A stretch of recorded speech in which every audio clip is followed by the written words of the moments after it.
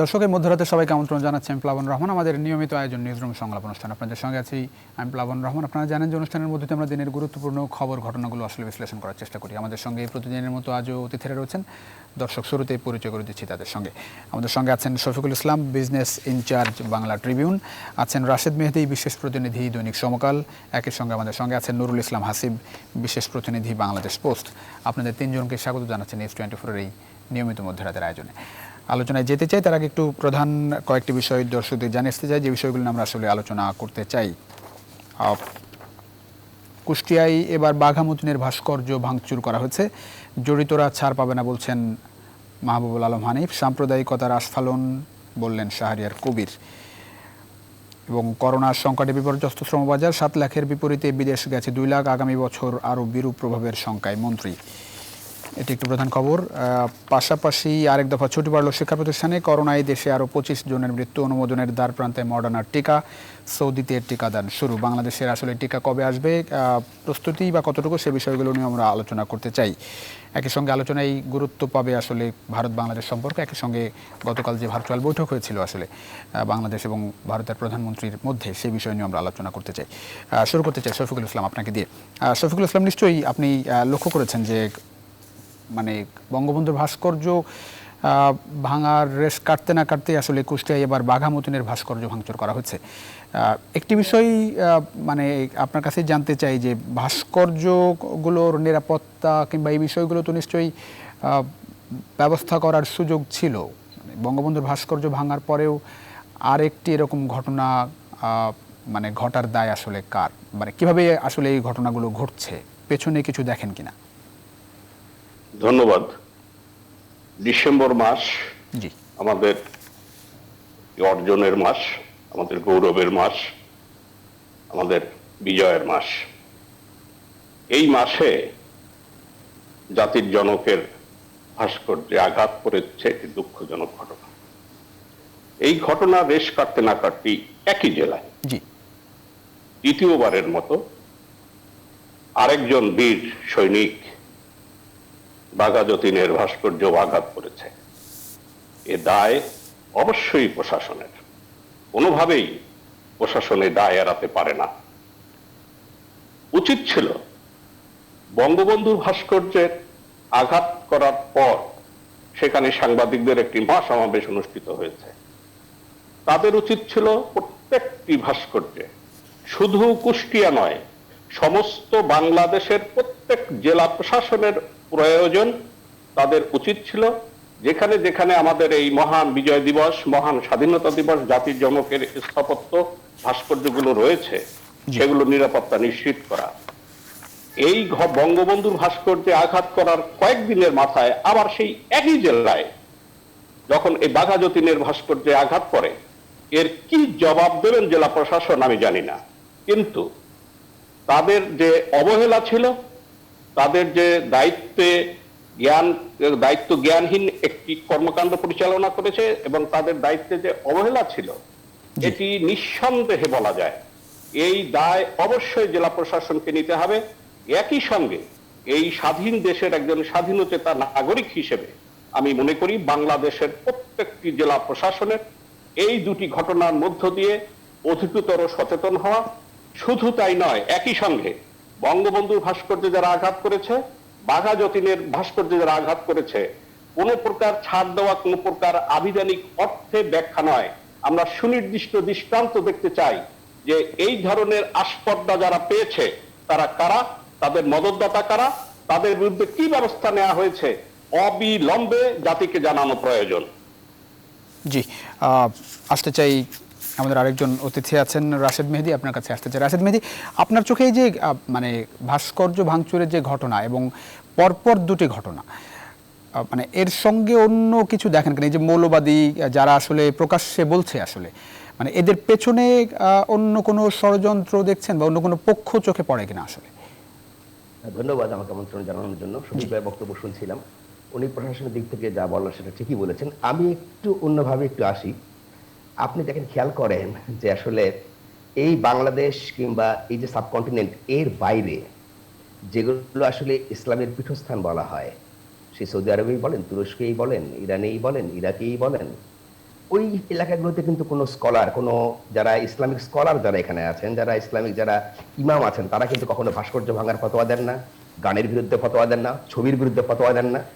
কারণ তারা স্কলার, তারা ইতিহাস জানেন, ঐতিহ্য জানেন, ইসলাম কোত্থেকে এসছে, আমাদের মহানবী সাল্লাল্লাহু আলাইহি ওয়াসাল্লাম কি চেয়েছেন, আল্লাহর আদর্শ কি, তারা সবকিছু জানবেন। কিন্তু সমস্যাটা হচ্ছে, আপনি একটা বাংলা একটা প্রবাদ আছে, অল্পবিদ্যা ভয়ঙ্করী। আমাদের এখানে কিন্তু কোনো ইসলামিক স্কলার নাই। এখানে যারা আছেন তারা পাকিস্তানের সময়, বিশেষ করে ব্রিটিশ যখন তার কলোনি থেকে চলে যাচ্ছিল, ওই সময় যে দ্বিজাতি তত্ত্ব, হিন্দুইজম এবং মুসলিমিজমকে ভাগ করতে গিয়ে যে ধর্মতত্ত্বের তুলনা করেছেন, যে সাম্প্রদায়িকতার বিষ তুলে দিয়েছেন, ওই বিষ থেকেই কিন্তু এখানে আপনার ইসলামকে ব্যাখ্যা করা হয়। ওই যে সাম্প্রদায়িকতার বিষ, এরা কিন্তু ইসলাম সম্পর্কে কিছু জানে না। আমাদের যারা আজকে এই ভাস্কর্যের বিরুদ্ধে ফতোয়া দিচ্ছেন, গানের বিরুদ্ধে ফতোয়া দিচ্ছেন, যারা ছবির বিরুদ্ধে ফতোয়া দেন, তারা ইসলাম সম্পর্কে কিছু জানেন না এবং তারা মুখস্থ করেন। সবচেয়ে মজার ব্যাপার দেখেন, দুনিয়ার আর কোথাও কিন্তু এইভাবে পবিত্র কোরআন শুধুমাত্র মুখস্থ করা হয় না, অর্থ সহ করা হয়, জি ব্যাখ্যাটা জানা হয়, কিভাবে আসছে সেটা জানা হয়। আমাদের এখানে কারণটা হচ্ছে ব্রিটিশ কিন্তু এভাবে চেয়েছে যে তুমি যা পড়বা জানবা না। এক ধরনের যে কেরানি তৈরির মানসিকতা, ঠিক এইখানে সাম্প্রদায়িক বিভাজন তৈরি করার জন্য এক ধরনের খণ্ডিত ধর্মীয় শিক্ষার ব্যবস্থা করা। সেই শিক্ষাই শিক্ষিত যারা, তারা আসলে ধর্মটাকে চেনেন না, ধর্মটাকে জানেন না, ধর্মের সৌন্দর্য তারা বোঝেন না। তারা ধর্মের নামে বিভেদ সৃষ্টি করতে চান, ইসলামের ঐতিহ্য ঐক্য সৃষ্টি করা, তারা সৃষ্টি করতে চান বিভেদ। এবং যেই কারণে কিন্তু আপনি খেয়াল করে দেখবেন যে আজকে আপনি যদি গোটা বাংলাদেশে, আপনি একটু আগে এই যে ইউটিউবে দেখবেন, প্রচুর পরিমাণে বক্তব্য কিন্তু আছে। রাশেদ ভাই, আমি যে জায়গাটি ফোকাস করতে চাই সেটা হচ্ছে, ধরেন আমি একটু একটু একটু জানতে চাই, ধরেন আপনার দৃষ্টিভঙ্গি একরকম হতেই পারে, একজন হয়তো বলছে, কিন্তু আমার কথা হচ্ছে যে রাষ্ট্র আছে, প্রশাসন আছে, তারপরেও এই সুযোগটা আসলে পাচ্ছে কিভাবে? মানে ধরেন বঙ্গবন্ধুর ভাস্কর্য ভাঙা হলো, তার কিছুদিন না যেতেই আরেকটা ভাস্কর্য এরকম হাত পড়লো, সেই সুযোগ ছিল বলেই তো নিশ্চয়ই এরকম ঘটনা ঘটলো। এটা কি প্রতিরোধ করার সুযোগ ছিল না? হ্যাঁ, প্রতিরোধ করা অবশ্যই যাবে, কিন্তু আপনি যদি পুরো সমাজের মানসিকতার মধ্যে, প্রতিদিন জুম্মার নামাজের খুতবায়, প্রতিদিন মানসিকতার মধ্যে, আপনার ঘরে সব জায়গায় আলোচনার মধ্যে ছড়িয়ে দেন যে ভাস্কর্য খারাপ, ছবি খারাপ, এইটা খারাপ, তাহলে কি হবে? আপনি তো আগে ওই মানসিকতাটা ঠিক করতে হবে। আপনি যখন প্রশাসন দিয়ে, পুলিশ দিয়ে কয়টা আটকাবেন? আপনার চোখের সামনে যখন এই সমস্ত ভুল তথ্য এবং অর্ধশিক্ষিত অশিক্ষিত লোকেরা আপনার এগুলো প্রচার করে বেড়াচ্ছে in the name of Islam, তাহলে আপনি কি করবেন? আমার কথা হচ্ছে, ওই মানসিকতার জায়গাটাকে কিন্তু এখন বদলানোর সময় এসেছে। আপনি একটা খেয়াল করে দেখেন, 70-এর দশকে আমাদের মেয়েরা তারা কিভাবে 71-এর মুক্তিযুদ্ধে অংশ নিয়েছে। আজকে চিত্রটা কি আসলে? জঙ্গি মানসিকতার, এই যে সংকীর্ণ সাম্প্রদায়িক মানসিকতার, আপনার একটা মহান ধর্ম ইসলামকে ব্যবহার করে যে সাম্প্রদায়িকতা ছড়ানো হয়েছে, তার যে বিশাল ব্যবহার, এবং আমাদের রাজনৈতিক দলগুলো, বাংলাদেশের প্রধান দুটি রাজনৈতিক দল এই ধর্মের রাজনৈতিক ব্যবহার করতে গিয়ে, পাকিস্তানে আইয়ুব খান, তারা যেভাবে ধর্ম রাজনীতিকে ব্যবহার করেছেন, তার বিরুদ্ধে কিন্তু আমাদের জাতির পিতা বঙ্গবন্ধু ফাইট করেছিলেন বলেই তিনি ধর্মনিরপেক্ষ রাষ্ট্র করেছিলেন এবং তিনি সফল হয়েছিলেন, একটি স্বাধীন বাংলাদেশের জন্ম দিতে পেরেছিলেন। আর দুর্ভাগ্য হচ্ছে, আমাদের স্বাধীন বাংলাদেশে কিন্তু আমাদের রাজনীতিবিদরা বারবার এই সমস্ত অর্ধশিক্ষিত অশিক্ষিত গোষ্ঠীর সঙ্গে তারা মিলিত হয়েছেন। একটা কথা মাথায় রাখতে হবে প্রশাসনকে, যে অপশক্তির সঙ্গে, এই অর্ধ শিক্ষিত শক্তির সঙ্গে কোনো জেদাদিদি চলে না, এদের সঙ্গে কোনো জেদাদিদি হবে না, কোনো আপোষ হবে না। আপনি যদি এদেরকে হয় শিক্ষিত করতে হবে, বুঝাইতে হবে যে আপনি এই জিনিসটা শেখেন, প্লিজ দয়া করে অর্ধেক শিক্ষা অর্ধেক জেনে কোনো কথা বলবেন না, পুরোটা জানেন। আর যদি শিক্ষা দিতে না পারেন, এদেরকে শাস্তি দিতে হবে। জি, আসবো রাশেদ মেহেদী। কিন্তু আপনি অন্য কোনো ভাবে এদেরকে নিয়ে আলোচনা করে, আলোচনা টেবিলে বসায় এদেরকে বুঝায় পারবেন না, ইম্পসিবল। অনেক ধন্যবাদ রাশেদ মেহেদী। আসতে চাই নুরুল ইসলাম হাসিব আপনার কাছে। নুরুল ইসলাম হাসিব, যেটি হচ্ছে যে বাঘা মদনের ভাস্কর্য ভাঙচুরে আসলে মামলা হচ্ছে, যুবলীগ নেতা আটক হয়েছে, 4 জন আসলে জিজ্ঞাসাবাদের জন্য নিয়ে যাওয়া হচ্ছে। বাঘা যতীন ডিগ্রি কলেজের সভাপতি নিজামুল হক চুন্নু, অধ্যক্ষ হারুনুর রশিদ, নৈশ প্রহরী খলিলুর রহমান এবং কয়া ইউনিয়ন পরিষদের যুবলীগ সভাপতি আনিসুর রহমান।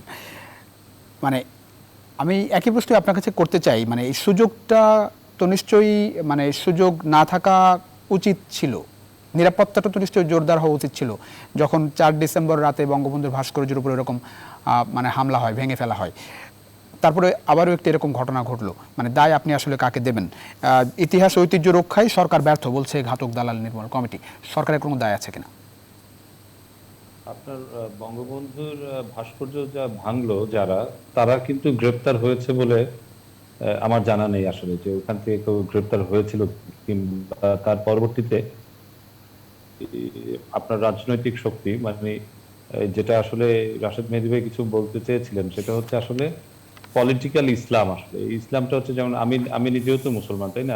আমরা এখানে যারা আছে 3 জন আমরা মুসলমান আর কি। তো এই যারা হচ্ছে এইসব নিয়ে কথাবার্তা করে, তারা আসলে ধর্মটা নিয়ে রাজনীতি করে। তারা আসলে ধর্ম করার জন্য যে কিছু করে তা না আর কি, রাজনীতি করে। তো তো এই ধর্ম নিয়ে যারা রাজনীতি করে এই ব্যবসায়ী গোষ্ঠী কিন্তু আপনার তারা কিন্তু বিভিন্ন ধরনের বিবৃতিও দিয়েছে, অনেক কথাবার্তা হচ্ছে, কিন্তু কাউকে গ্রেপ্তার হতে দেখিনি। না, গ্রেপ্তার তো তো আসলে ওই যে ওই naturally- আপনার 4 ডিসেম্বর রাতের যে ঘটনা বঙ্গবন্ধুর ভাস্কর্য ভাঙচুরে, সেখানে তো স্থানীয় মাদ্রাসার 2 ছাত্র 2 শিক্ষককে গ্রেপ্তার করা হয়েছে, যারা আদালতে স্বীকারোক্তিমূলক না, জবানবন্দি দিয়েছে। আমি বলছি যে তার পরবর্তীতে এটা নিয়ে অনেকে বক্তব্য দিয়েছে, জি। আপনার হেফাজত থেকে বা অন্যান্য যারা বক্তব্য দিয়েছে, এটা নিয়ে অনেক কিছু হয়েছে যে তারা আরো করবে। ওখানে যারা বক্তব্য যারা দিয়েছে সেগুলো যথেষ্ট উস্কানিমূলক বক্তব্য ছিল আর কি। আমি বললাম সেই বিষয়গুলিকে আপনাকে ব্যবস্থা নিতে হবে। একটা বিষয় হচ্ছে যে এটাকে আইনের আওতায় নিয়ে আসতে হবে। আর আরেকটা যেটা বিষয় হচ্ছে যে আপনার যেটা ওই যে রাশেদ মেহেদী ভাই দু একটা কথা বলছিলেন যে আপনার এই যে ইসলামিক যে স্কলার, আমাদের স্কলার আছে, তারা হয়তো তাদের মতো চুপচাপ আছে, কিন্তু যারা ধর্ম নিয়ে রাজনীতি করে তারা আসলে ধর্মটা জানে না বা জানার চেষ্টাও করে। হ্যাঁ, এবং এটা আমি অনেককে দেখেছি, তারা যেমন আপনার এই যখন কোরআন শরীফটা মুখস্থ করে, কিন্তু আমি তাকে জিজ্ঞেস করেছি এটার অর্থ কি, এই লাইনটার অর্থ কি, সে অর্থ পারে না।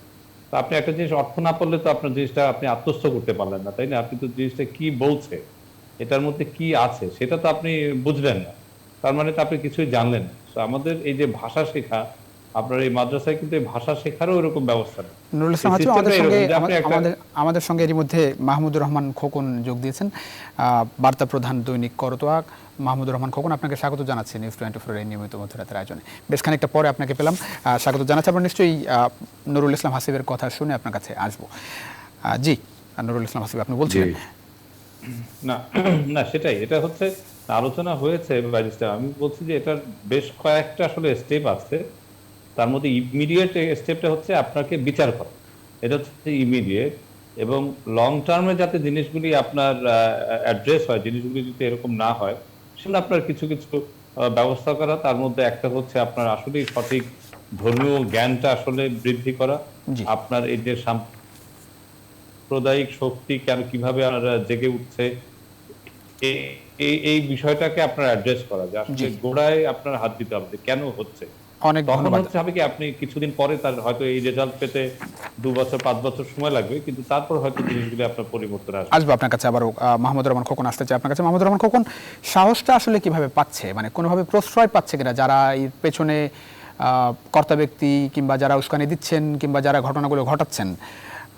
মানে বঙ্গবন্ধু ভাস্কর্য ভাঙার পরে যখন এত বেশি আলোচনা সমালোচনা দেশ জুড়ে, মানে মিছিল সমাবেশ প্রতিবাদ তো কম হলো না, তারপরেও বাঘা যতীনের ভাস্কর্যের উপরে হামলা ভাঙচুর কোনো রকম প্রশ্রয় পাচ্ছে কিনা, কিংবা এই সাহসটা আসলে কিভাবে কোথা থেকে আসছে মনে করেন? আসলে এটা বিষয়টা সম্পূর্ণ রাজনৈতিক। হ্যাঁ, ধর্মীয় যে বিষয়টা বলা হচ্ছে এটা সঠিক না। হ্যাঁ, জি। আসলে এর পেছনে একটা শক্তি আছে। এরা একদিকে হচ্ছে সরকারের সাথে আলাপ আলোচনা করছে, অন্যদিকে ওদের কর্মকাণ্ড ঠিকই অব্যাহত আছে। আর আপনি দেখেন এই দেশে ভাস্কর্য কিন্তু বঙ্গবন্ধুর ভাস্কর্য নির্মাণ করা হচ্ছে, কিন্তু এর আগেও ভাস্কর্য ছিল এবং ভাস্কর্য আছে। হ্যাঁ, কিন্তু এতদিন এই বিষয়ে কোনো কথাবার্তা নেই। হঠাৎ করে এটা কেন সামনে আসছে? আমরা যদি একটু করে দেখি, মানে ধর্মীয় দৃষ্টিকোণ থেকে তারা যেটা বোঝাতে চায়, হ্যাঁ, কোরআন এবং সুন্নাহর মধ্যে এটা নেই। কিন্তু পৃথিবীর মধ্যে যে সমস্ত মুসলিম দেশ আছে সব দেশেই কিন্তু ভাস্কর্য আছে, এবং ভাস্কর্য হচ্ছে নান্দনিক সৌন্দর্য, ইতিহাস ঐতিহ্যের সংস্কৃতির ধারক বাহক। এবং আজকে এই যে বাঘা যতীনের যে বিষয়টা, বাঘা যতীন আপনার এই 1915 সালের, আমি যতটুকু জানি, জি।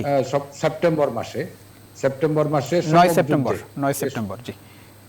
9 সেপ্টেম্বর আপনার এই ব্রিটিশ পুলিশ বাহিনীর সাথে সম্মুখ যুদ্ধে উনি শাহাদাত বরণ করেন। হ্যাঁ, এটা মাত্র বেশ 36 আগে, বছর বয়স। মাত্র 36 বছর বয়সে উনি কয়া গ্রামেরই সন্তান।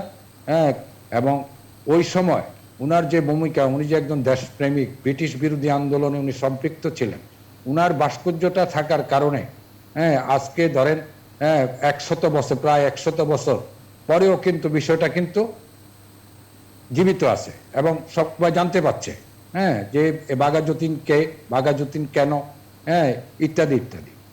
এইভাবেই কিন্তু পৃথিবীর বিভিন্ন দেশে তাদের জাতীয় বীর, তারপরে ধার্মিক ব্যক্তিত্ব, কিংবা বিশেষ ব্যক্তিত্ব, তাদেরকে তাদের ভাস্কর্য এভাবে সংরক্ষণ করা, ইতিহাস ঐতিহ্যকে সংরক্ষণ করার জন্য। আমাদের নতুন প্রজন্ম কিন্তু 100 বছর পরে বঙ্গবন্ধুকে ছবি দেখে কিন্তু জানতে চাইবে, জি, জিয়াউর রহমানকে ছবি দেখে কিন্তু জানতে চাই। আপনি দেখেন এই দেশে এই যে সেই জায়গায় আমার- আসলে আমার এই যে জানা ইতিহাস ঐতিহ্য রক্ষার কথা বলছেন, ইতিহাস ঐতিহ্য রক্ষার দায়িত্ব আসলে কার? এই যে ভাস্কর্যগুলো সুরক্ষিত থাকবে, নিরাপদে থাকবে, সেই দায়িত্ব কার আসলে? এবং যে ভাঙচুর হচ্ছে এর দায় আসলে জি সরকার এবং প্রশাসন, হ্যাঁ, এটা বলার অপেক্ষা রাখেন। কিন্তু আমরা দেখতে পাচ্ছি যে এই জায়গায় আমাদের আইন শৃঙ্খলা রক্ষাকারী বাহিনী, হ্যাঁ, যে ভূমিকা পালন করার কথা ছিল, ব্যর্থ হয়েছে। যেখানে বঙ্গবন্ধুর ভাস্কর্যের উপর হাত পড়ে গেছে, তারপরে বলা হলো যে তারা এগুলোর নিরাপত্তার ব্যবস্থা করবে। তো আজকে বাঘা যতীনের ভাস্কর্য ভাঙচুরের মধ্য দিয়ে দেখা গেল যে তাদের সে দায়িত্ব তারা কতটুকু পালন করলো। এই বিষয়গুলো কিন্তু আসলে আমাদের সামনে, হ্যাঁ, প্রশ্নের সৃষ্টি করে। আসলে তারা কি ব্যর্থ, এই বিষয়টা কিন্তু আসে। আরেকটা বিষয় আমি রাজনৈতিক কারণে বলছি, জি। আমার জানা মতে আমাদের আরেকজন সেক্টর কমান্ডার জনাব জিয়াউর রহমানের, উনি সাবেক রাষ্ট্রপতিও বটে, উনার 16টা ভাস্কর্য কিন্তু আমার জানা মতে সারা দেশে আছে বিভিন্ন জায়গায়, কিন্তু ওইগুলোর একটাতেও কিন্তু মানে হামলা হয় নাই, আবার কেউ ভাঙ্গার কথাও কিন্তু বলে নাই। আপনি দেখেন পাকিস্তানে যদি যায়, কায়েদে আজম মোহাম্মদ আলী জিন্নার বিশাল ভাস্কর্য আছে। আবার লাহোরের বাদশাহী মসজিদের ওখানে আপনি মা মেরি বলেন বা মরিয়ম বলেন, ওখানে উনারও ভাস্কর্য আছে। এইভাবে আপনার সব জায়গাতে কামাল আতাতুর্কের ভাস্কর্য আছে। তো এগুলো নিয়ে কখনো কেউ কিন্তু কখনো প্রশ্ন তোলে না। কোরআন সুন্নাহ যদি বলেন, কোরআন সুন্নাহ আমাদের এই মুষ্টিমেয় কিছু রাজনৈতিক হুজুরের কাছে না। আমরা ওই যে বলা হচ্ছে আলেম সমাজ ঐক্যবদ্ধ হওয়া, আলেমদের সাথে কথাবার্তা হচ্ছে, নট আলেম মানে সব আলেম কিন্তু এর সাথে কিন্তু একাত্ম না। মুষ্টিমেয় রাজনৈতিক মদত পুষ্ট কিছু হুজুর এর সাথে সম্পৃক্ত, এবং এদেরকে পেছন থেকে, হ্যাঁ, কেউ না কেউ মদত দিচ্ছে, তা নাহলে এত বড় সাহস এদের পাওয়ার কথা না। আমরা আজকে স্বাধীনতার 50 বছর বার্ষিকী, 50 বছরে পা দিলাম, জি 50-এ পা দিলাম। এই পরিস্থিতিতে এই ধরনের কর্মকাণ্ড, এটা আমাদের স্বাধীনতা এবং সার্বভৌমত্বের আমাদের যে সংবিধান তার জি, অনেক ধন্যবাদ দিতে হচ্ছে মাহমুদুর রহমান খোকন। আমরা একটা ছোট্ট বিরতি নিয়ে আসছি। নিশ্চয়ই সরকারের বিষয়গুলো আরো কঠোরভাবে সুরক্ষিত রাখার চেষ্টা করবে। অনেক ধন্যবাদ দিতে হচ্ছে। আমরা নিশ্চয়ই একটা বিরতির পরে আপনাদের সবাইকে সঙ্গে পাচ্ছি। দর্শক নিশ্চয়ই বিরতির পরে আপনাদের সঙ্গে পাচ্ছি। ছোট্ট একটা বিরতির সময় হচ্ছে, ফিরছি কিছু।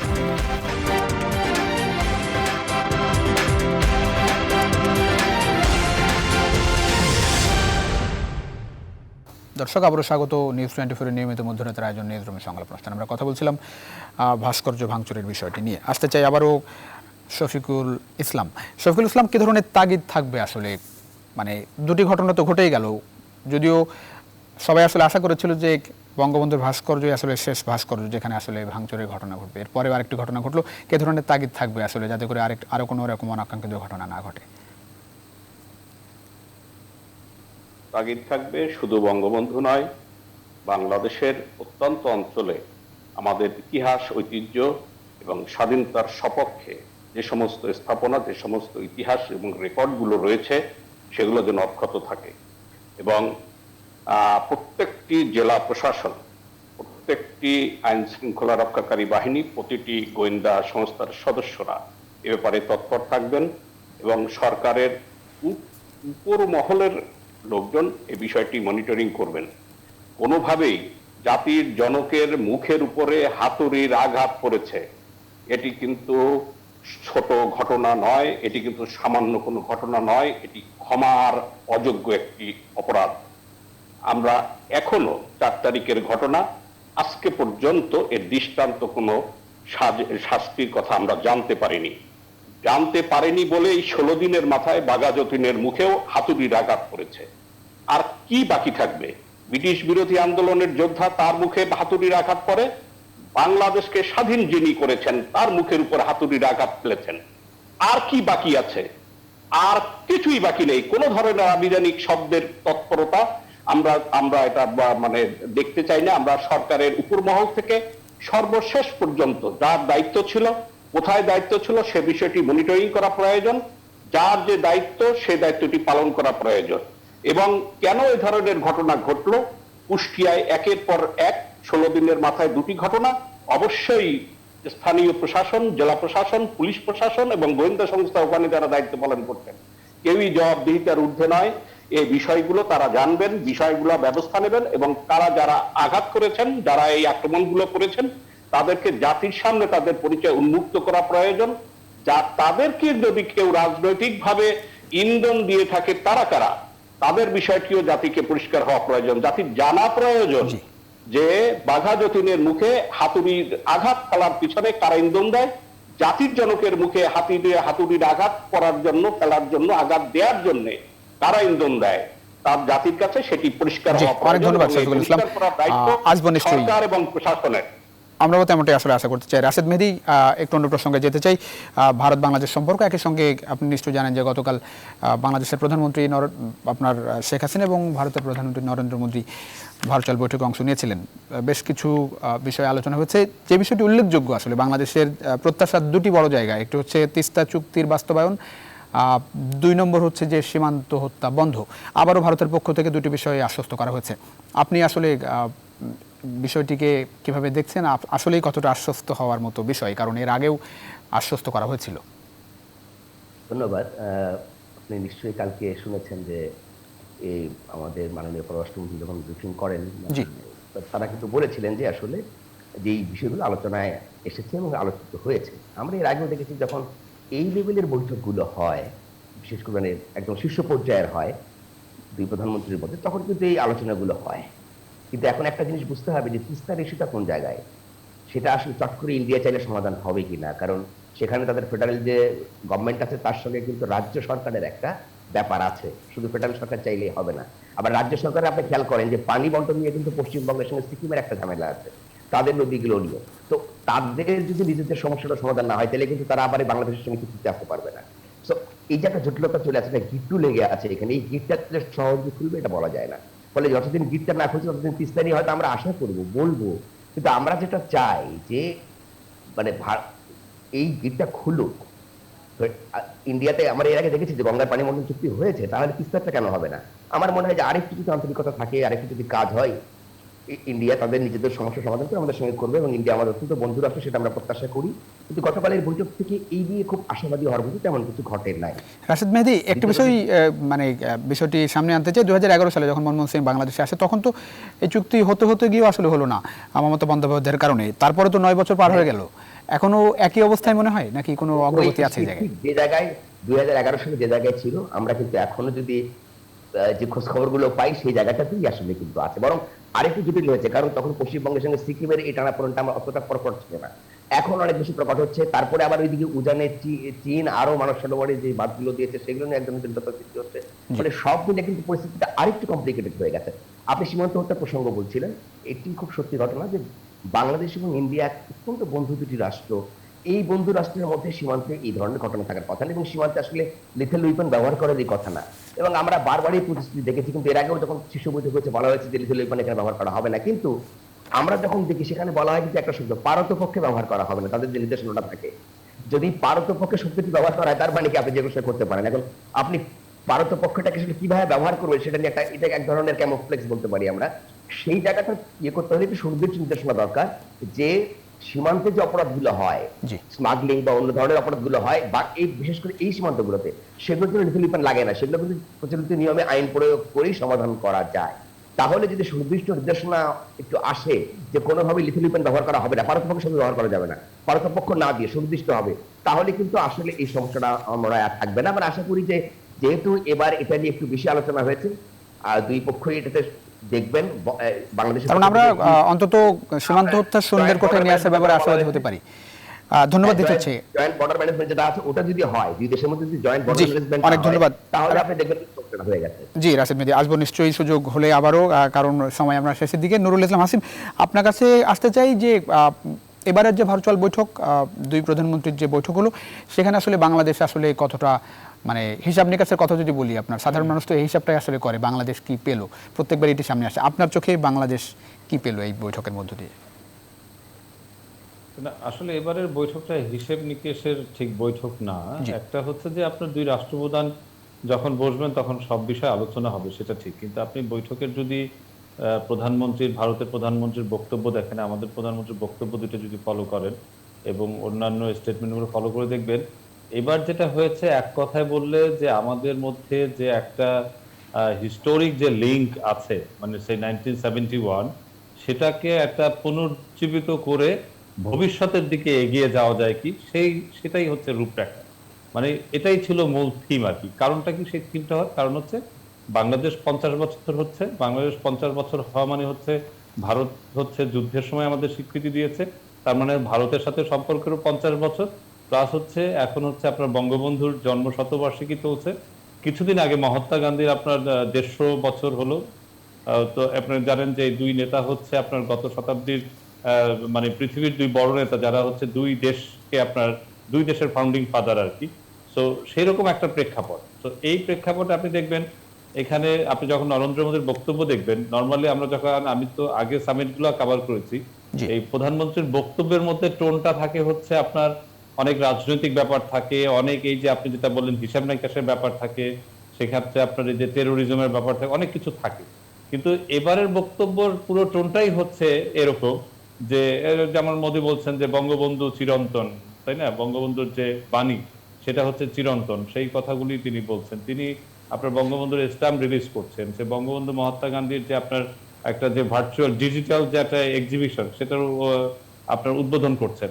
তো পুরো জিনিসটাই আপনার ওইভাবে টোনটা সেট করা না, কিন্তু এই যে চিলাহাটি হলদিবাড়ি যে রেল যোগাযোগ আবার 55 বছর পরে যেটি হলো, আপনি দেখেন সেটাও কিন্তু একটা হিস্টোরিক কানেকশন যে 65-এ আমাদের মূলত আপনার ভার্চুয়ালি কোনো বর্ডার ওরকম ছিল না, বর্ডার পাসপোর্টের কোনো বিষয় ছিল না।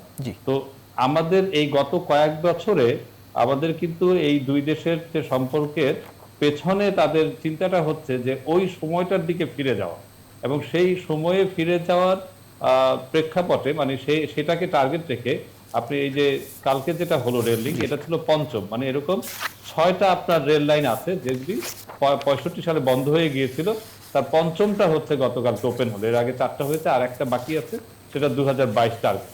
তো বিষয়টা হচ্ছে, আমি আবার বললাম যে ঐতিহাসিক বিষয়টাকে আপনার একটু পুনর্জীবন ছিল এইটার ভিতরে। কারণ আপনি দেখবেন যে এবার যে সামিটটা এমন একটা সময় হয়েছে, এটা কিন্তু খুবই ডিফিকাল্ট একটা টাইম, তাই না, এই যে প্যান্ডেমিক একটা সময়, এই সময় কিন্তু সারা পৃথিবীতে সবাই সামিট করছে না, সারা পৃথিবীতে কিন্তু আপনার এরকম ভার্চুয়াল সামিট যে খুব বেশি হচ্ছে তাও না, সব কিন্তু বন্ধ হয়ে আছে, যে যার মতো অবস্থা, সবাই ভ্যাকসিনের দিকে মানে এই বৈঠকের মধ্যে দিয়ে আসলে সম্পর্ক আরো মানে নতুন উচ্চতায় আসলে পৌঁছলো, যার মধ্য দিয়ে হয়তো ডেফিনেটলি এটার মধ্যে এক ধরনের আপনার ওইরকম যেটা বলবো এক ধরনের ওয়ার্মথ আছে এটার মধ্যে, এটা টোনটাই ডিফারেন্ট। আমি যেটা বললাম টোনটাই ডিফারেন্ট। অনেক ধন্যবাদ নুরুল ইসলাম হাসিব। শেষ পর্যায়ে আমরা আসলে একেবারেই মাহমুদুর রহমান খোকন আপনার কাছে আসতে চাই, করোনা বিষয়ে আপনার মতামত একটু জানতে চাই। শীতে আসলে পরীক্ষা বেড়েছে, ভোগান্তিও আসলে বেড়েছে। সারা দেশে গত 15 ডিসেম্বর 19,054টি নমুনা পরীক্ষা হয়েছে, যা বাংলাদেশের যে মহামারী তার মধ্যে আসলে একদিনের সর্বোচ্চ। মানে করোনা প্রতিরোধে কতটা কার্যকর ব্যবস্থা আপনি দেখছেন? গণপরিবহনের কথা আমি বলতে পারি, কারণ আমি নিজেই গণপরিবহনে চড়ি, মানে একেবারেই তোয়াক্কা করা হচ্ছে না। জনস্বাস্থ্য বিশেষজ্ঞরা মানে সতর্ক করছেন বারবার। আপনার চোখে এই বিষয়টি একটু দেখতে চাই, যদি কোনো তাগিদ থাকে। আসলে আমাদের যে ধরনের সচেতন হওয়া প্রয়োজন, আমরা এটা হচ্ছি না, আমরা আসলে ওইটাকে মানে গুরুত্বই দিচ্ছি না। হ্যাঁ, আর অন্যদিকে আমাদের যে ধরনের ব্যবস্থা থাকা দরকার, টেস্ট যত বেশি হবে আসলে এর সংখ্যা আরো অনেক বেশি হবে। ইতিমধ্যে আমাদের অনেক লোকজন মারা গেছে। হ্যাঁ, তো সেই জায়গায় আমরা যেভাবে বেপরোয়াভাবে চলাচল করছি, হ্যাঁ, এটা সত্যি দুঃখজনক। সরকারের পক্ষ থেকে বারবার বলা হচ্ছে এবং বিভিন্ন ধরনের দিক নির্দেশনা দিচ্ছে, কিন্তু আমরা কেউ কোথাও মানছি না।